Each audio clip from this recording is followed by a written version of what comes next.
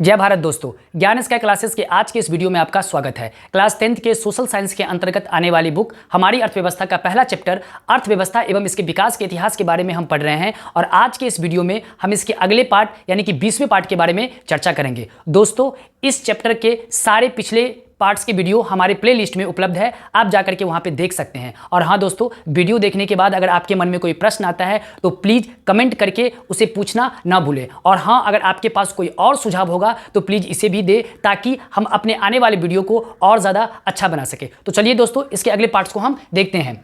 दोस्तों, हमारा क्वेश्चन है इस पार्ट्स में कि बिहार के आर्थिक पिछड़ेपन के कारणों का उल्लेख करें, यानी कि बिहार में जो आर्थिक पिछड़ेपन का कारण है, किस वजह से हमारा बिहार जो है वो आर्थिक रूप से पिछड़ा हुआ है, इसके कारणों का हम उल्लेख करेंगे इस क्वेश्चन में। हमारा प्रश्न क्या हो गया कि बिहार के आर्थिक पिछड़ेपन के कारणों का उल्लेख करें। आंसर, बिहार के आर्थिक पिछड़ेपन के कुछ महत्वपूर्ण कारण निम्नलिखित है। दोस्तों, आप इसका चाहे तो स्क्रीनशॉट ले सकते हैं ताकि नोट्स बनाने में आपको आसानी हो। और हाँ, ये जरूर याद रखें, जब भी आप किसी भी प्रश्न का आंसर याद करें, खासकर इस तरह के पॉइंट वाला, तो पॉइंट को याद रखना बहुत ही ज्यादा जरूरी है और एग्जाम में भी आप हाईलाइटेड करके उसको लिखें। हाँ, आप रेड पेन का इस्तेमाल नहीं कर सकते हैं, लेकिन जो भी पेन का आप इस्तेमाल करते हैं कोशिश करें कि उस पे जो आपका कॉपी चेक करने वाला हो उसका नजर पहले पड़े, तो उस पॉइंट को हाईलाइटेड करके लिखें। तो इसका पहला कारण है तेजी से बढ़ती हुई जनसंख्या। बिहार के आर्थिक पिछड़ेपन का एक प्रमुख कारण तेजी से बढ़ती हुई जनसंख्या है। तेजी से बढ़ती हुई जनसंख्या के कारण अधिकांश साधन जनसंख्या के भरण पोषण में ही चला जाता है, तो बाकी संसाधन कहीं बच ही नहीं पाता है कि वो अपने डेवलपमेंट पे क्या कर सके, खर्चा कर सके। तो बिहार के पिछड़ेपन का जो मुख्य कारण है, मेन कारणों में से एक है, वो है बढ़ती हुई जनसंख्या। और वो सिर्फ बिहार के लिए ही नहीं दोस्तों, पूरे देश के लिए, पूरे विश्व के लिए एक बहुत बड़ी समस्या है। तो तेजी से बढ़ती हुई जनसंख्या। दूसरा कारण क्या हुआ? आधारिक संरचना का अभाव। बिहार में मूलभूत आधारिक संरचना जैसे बिजली, सड़क, सिंचाई, शिक्षा, स्वास्थ्य सेवाएं इत्यादि का अभाव है। दोस्तों, अगर मैं इस दोनों के बारे में बात करूं, बिजली और सड़क, तो ये कुल मिलाकर के ठीक ठाक हो चुका है, लेकिन आज भी सिंचाई एक बहुत बड़ी समस्या बनी हुई है। और दोस्तों, ये शिक्षा साहब का तो हाल ही मत पूछिए। अभी तो बिहार सरकार ने ओल झोल नियम कानून ला करके पता नहीं कितने लोगों को परेशान कर दिया है। हालांकि एक अच्छा इनिशिएटिव भी है कि सारे बच्चों ज़्यादा से ज़्यादा मैक्सिमम जो है स्कूल में प्रेजेंट रह पा रहे हैं, लेकिन आज भी उस स्कूल में मूलभूत आवश्यकताओं की बहुत ही ज़्यादा कमी है। बहुत सारे बच्चे तो स्कूल से जाते हैं, नीचे में बैठते हैं या फिर अटेंडेंस बना करके चले आते हैं। तो सरकार का ये इनिशिएटिव बहुत अच्छा है, लेकिन हम चाहते हैं कि इस इनिशिएटिव को और ज़्यादा स्ट्रॉन्ग तब बनाया जा सकता है जब उसमें आप मूलभूत आवश्यकताएं, अच्छी क्वालिटी की टीचर, सब कुछ व्यवस्था अच्छी हो जाएगी, तो निश्चित ही एक सराहनीय कदम है। तो बिजली, सड़क, सिंचाई, शिक्षा, स्वास्थ्य सेवा इत्यादि का अभाव है, आज भी अभाव है। आज भी हमारे इलाकों में शिक्षा का बहुत ज़्यादा अभाव है, स्वास्थ्य का जब बहुत अभाव है। और जब ये चीज़ें ही नहीं होंगी, ये सब चीज़ों का ही बहुत ज़्यादा क्या होगा, अभाव होगा, तो कोई भी राज्य, कोई भी देश हमेशा क्या रहेगा, पिछड़ा ही रहेगा।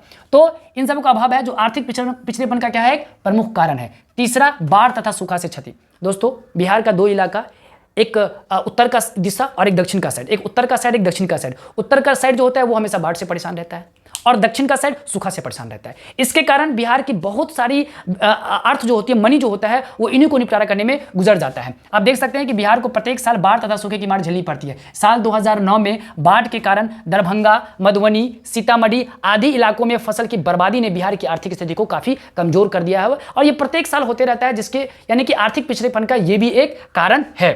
उद्योग धंधों का अभाव। आज बिहार में उद्योग धंधों का काफी अभाव है और जो भी उद्योग धंधे खुलने वाले होते हैं, खराब कानून व्यवस्था के कारण वो खुल ही नहीं पाता है। सरकार के पास जो इंफ्रास्ट्रक्चर डेवलप करने के लिए जो संसाधन है, वो संसाधन ठीक ठाक से काम नहीं कर पाती है, ऑफिसर्स अच्छे से काम नहीं कर पाते हैं, जिसकी वजह से कोई अगर मन भी बनाता है यहाँ पे इन्वेस्ट करने का तो फिर वो वापस चले जाते हैं। तो ये उद्योग धंधों का अभाव है। अब उद्योग धंधों का अभाव होगा तो बिहार के जितने भी काम करने वाले श्रमिक होंगे वो दूसरे देश में जाएंगे, यानी कि उसका कमाया हुआ पैसा उसी राज्य में रह जाएगा, उसी देश में रह जाएगा, बिहार में नहीं आ पाएगा। तो कहीं ना कहीं उद्योग धंधों का अभाव भी यहाँ पे आर्थिक पिछड़ेपन का एक मुख्य कारण है।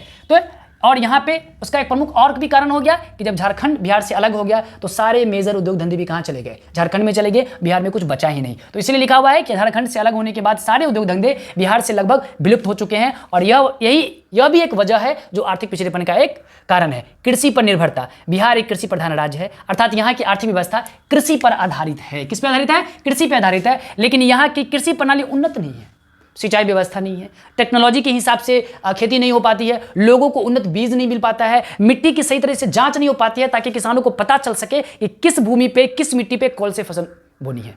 एक ट्रेडिशनल कृषि करते रहते हैं, उन्नत किस्म की कृषि नहीं करते हैं, जिसकी वजह से यहाँ की भूमि उपजाऊ होने के बावजूद भी अच्छी खेती नहीं हो पाती है। बार बार एक ही खेती करने की वजह से मिट्टी की पोषक तत्व की भी कमी आ जाती है, तो उसके वजह से भी कृषि पे इफेक्ट होता है। यानी कि कोई अच्छी व्यवस्था कृषि की नहीं है। कृषि योग्य भूमि होने के बावजूद यहाँ के लोग मेहनती भी हैं, लेकिन ये व्यवस्था, हम बारिश के भरोसे रहते हैं कि बारिश होगी तो धान की खेती होगी, बारिश नहीं होगी तो इसकी खेती होगी। लेकिन अगर ये भगवान का दिया हुआ बारिश अगर गड़बड़ा गया ना, तो यहाँ की सारी कृषि क्या हो जाती है, चौपट हो जाती है। तो कहीं ना कहीं प्रत्येक साल कृषि पे निर्भरता और उन्नत कृषि नहीं होने के कारण भी हमारा जो राज्य है वो आर्थिक रूप से क्या हो जाता है, पिछड़ जाता है। तो कृषि पर निर्भरता, खराब कानून व्यवस्था एक मेजर इंपॉर्टेंट रोल। आप किसी भी इलाके में, किसी भी शहर में, किसी भी नगर में आपको उद्योग धंधा चलाना है, आपको व्यापार चलाना है, अगर वहां का कानून आपको सपोर्ट नहीं करेगा तो आप नहीं कर पाएंगे। हमेशा आपके मन में अशांति की भावना रहेगी, डर की भावना रहेगी, तो आप अपने उद्योग धंधे को नहीं लगा पाएंगे। आप जानते हैं दोस्त कि बिहार के बहुत सारे उद्योगपति बिहार में उद्योग नहीं लगा करके दूसरे राज्यों में लगाते हैं, क्योंकि वहां के सरकार को सपोर्ट मिलती है, वहां की कानून व्यवस्था अच्छे होने के कारण कानून का सपोर्ट मिलता है और वो खुल करके प्रसन्न मन से वहां पे अपने उद्योग धंधे को, अपने बिजनेस को चला पाते हैं।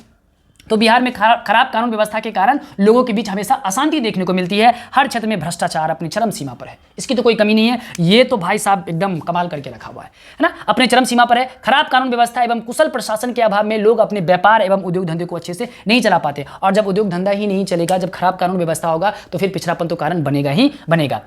लास्ट वन, गरीबी। बिहार में गरीबी का दुष्चक्र देखने को मिलता है। दुष्चक्र का मतलब कि गरीबी ही गरीबी को जन्म देता है। ये बिहार में अमूमन देखने को मिलता है। यहाँ के लोगों की प्रति व्यक्ति आय, जो कि मैंने पिछले वीडियो में भी डिस्कस किया कि प्रति व्यक्ति आय अगर अच्छी नहीं होगी तो फिर आर्थिक विकास का कोई मतलब नहीं बनता है। तो प्रति व्यक्ति आय, बिहार की जो प्रति व्यक्ति आय है वो राष्ट्रीय औसत के आधे से भी कम है। यानी कि अगर भारत की 1,12,000 तो है, तो आधा कम से कम 60-62 होनी चाहिए, उससे भी कम है बिहार के, कहाँ, बिहार के प्रति व्यक्ति आय आधे से भी कम है। अतः बिहार में गरीबी इसके आर्थिक पिछड़ेपन का एक मुख्य कारकों में से एक है।